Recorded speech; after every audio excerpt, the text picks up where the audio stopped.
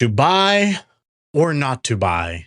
That is the question. In fact, that's a question that a lot of people debate online significantly when it comes to anyone posting about buying real estate. You have a lot of people jumping into comments on any video, especially when a realtor posts it, saying that you should get into the market. It's time to buy. You're going to be far better off when you buy real estate. But is that actually the case? Or is there something to the people saying you're better off to stay a renter and instead invest the difference? In today's podcast, we're actually going to debunk this. We are actually going to do a deep dive and run the numbers to see, are you actually better off renting and investing the difference?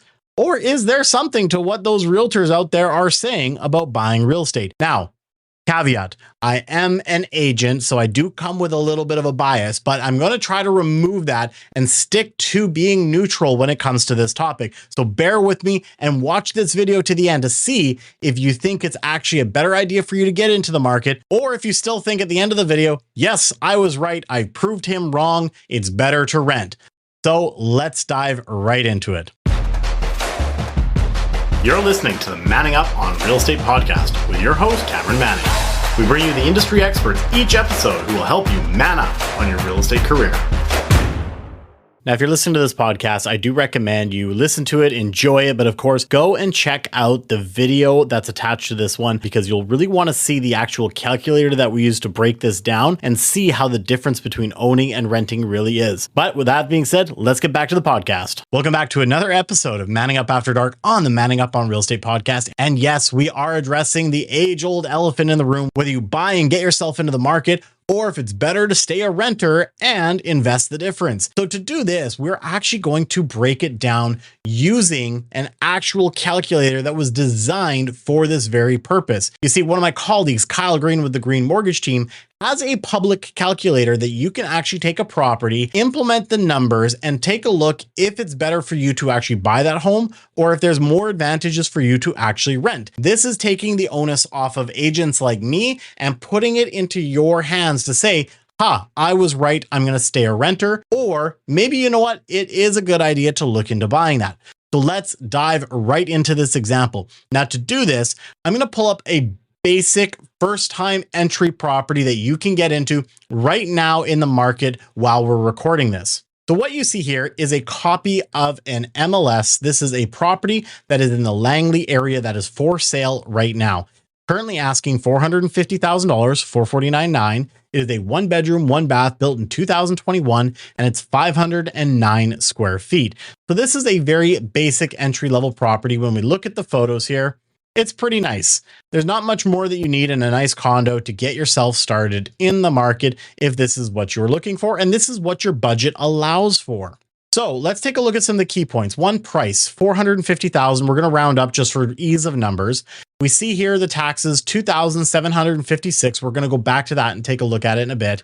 And then down here, you see the strata fee is $236. So those are some of the expenses that you're going to have to be paying by owning real estate.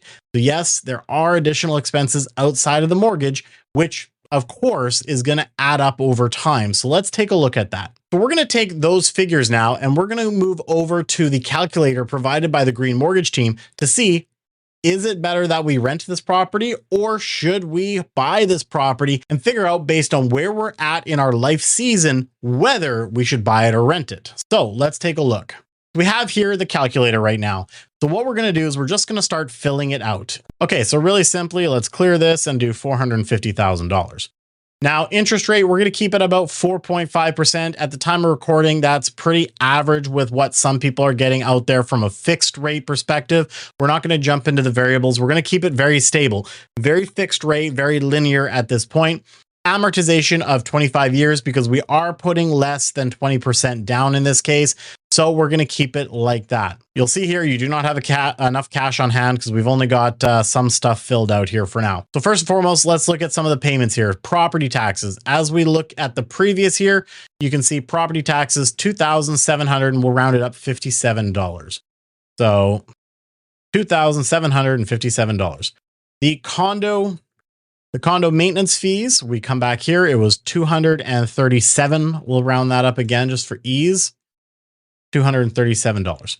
We're going to do this report annually because we want to look over a longer period of time with this. Okay, now for down payment and closing costs. There are a few things that we have to factor in when it comes to purchasing properties. Now, for this example, because we are looking at a property in British Columbia, we're going to use British Columbia closing costs. It's important for you, though, to make sure you take a look at your area, your province, your state, wherever you're watching this from, and figure out what your closing costs are going to be. Now, first and foremost, at $450,000, if we're only putting down a total of 5%, we're looking at about $22,500.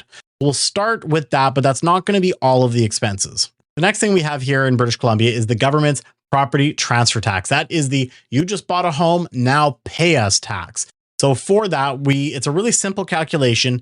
It's 1% of the first $200,000 of the value of a property. Then it's 2% on the remaining value up to $2 million. So and then of course it changes from there and it gets even higher and they gouge even more. But for the purpose of this, it's really simple calculation. The first $200,000, 1%, $2,000.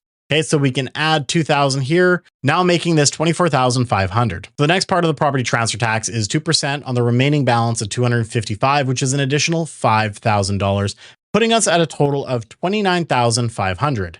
Now, in terms of mortgage fees, we're not going to include anything there because we're going traditional financing. We're not going private or anything, so we don't need to worry there. Other closing costs, well, I can tell you there's going to be a home inspection more than likely. That's going to range you for a condo like this around $450, give or take. There's going to be an appraisal. That's going to be roughly around $350 and an additional $1,500, give or take, for legal fees. So if we take a look at all of those, $450 plus $350 plus $1,500 means an additional $2,300 in closing costs. Now, going through this checklist here, there's no GST or HST. It's not a new build. We are checking off that we're getting mortgage insurance because we are putting less than 20% down. You're going to have an additional mortgage insurance premium, which is going to be added to the total amount loaned and then amortized over the 25 years, giving you a total down payment required of $27,200. We're going to look at this from the perspective of if you're buying that home, you're putting that kind of money down. And at the same token, if you're going to stay a renter, you can take that $27,200 and actually apply it to investments and see how we do over the long term. So let's take a look at it. Rents, taxes, and inflation. So we're going to figure this out. Now, a property like this in this area, I would think you're probably going to pay around $1,800 to $1,900 in rent. So let's go right in the middle and go with $1,850. After tax investment return, let's say you get a really good fund that you're putting your money in. You're very aggressive. You're a very risk taker, especially because you're young, and you get after tax a 7% return on your investment. I mean, that's a pretty spectacular return. And I think a lot of funds aren't necessarily going to do that, but we're going to give you the benefit of the doubt. You're getting a really good return on your money. We know inflation is going to be happening throughout the years. So let's use a simple formula of about 2.9%. We've seen it lower right now because obviously the government's doing what they can to lower it, but we've also seen it as high as 6-7% in some cases. So 2.9, pretty conservative. And a home appreciation at about 3% is also pretty conservative, considering the national average over a 30-year period is around 6.3%. So we're actually going to cut that in half of the national average just to be super conservative. Future sales commission. Now, again, there's no such thing as a set commission out there. We are going to put a figure in there just for the purposes of calculating this. And we're going to use 4% because here in British Columbia, it tends to be a little lower that most people charge. But again, there's not a guarantee about how much your agent's going to charge. That's between you and them at the time of sale. This is not anything to say this is exactly how much you are paying.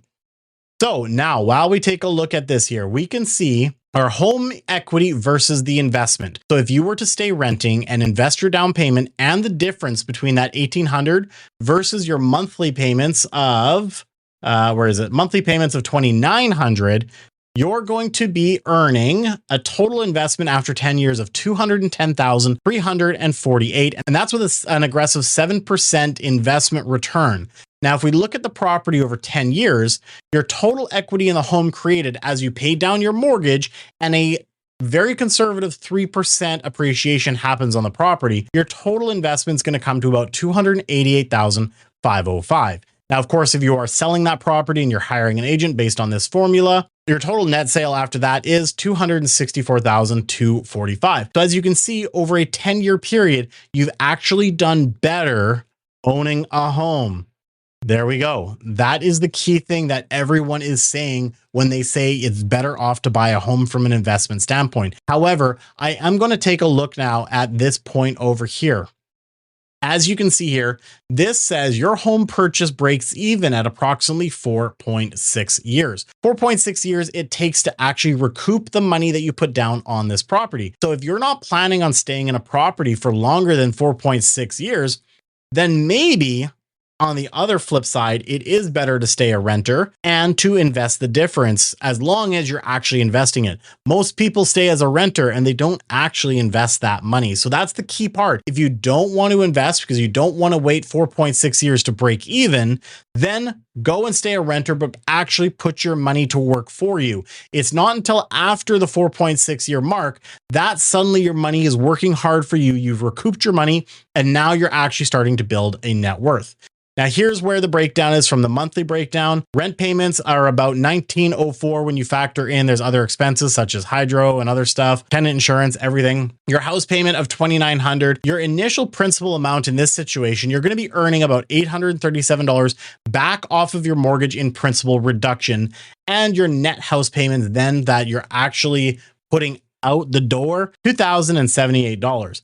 However, when you look at what happens when it comes to rent versus owning, there's a reverse effect that's really important for you to know. At the end of the day, in year one, it is cheaper for you to rent the home. However, that will start to change because, again, we're factoring in a simple 2.9% inflation rate. Your rent is going to go up every single year.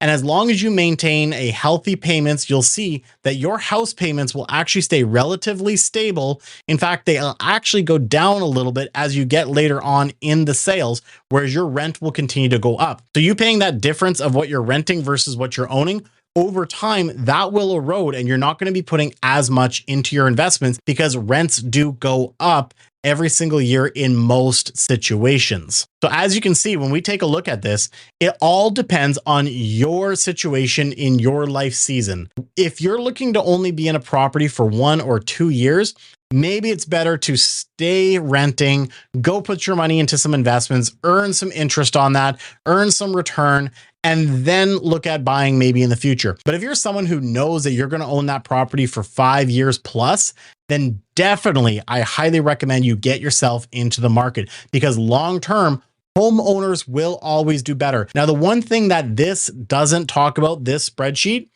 is taxes. As someone who's renting and investing that money, you will have to pay taxes on any capital gains that you earn. Whereas if you buy a home and you live in it, there are a lot of tax benefits that you can earn, such as being exempt from capital gains tax if you live in a property more than 2 years here in Canada. So there are many other levels to this that we could go into. But at the end of the day, long term, you will absolutely do better owning a home than renting. And in the short term, maybe it is better to stay renting unless you have a plan on how to hold that home.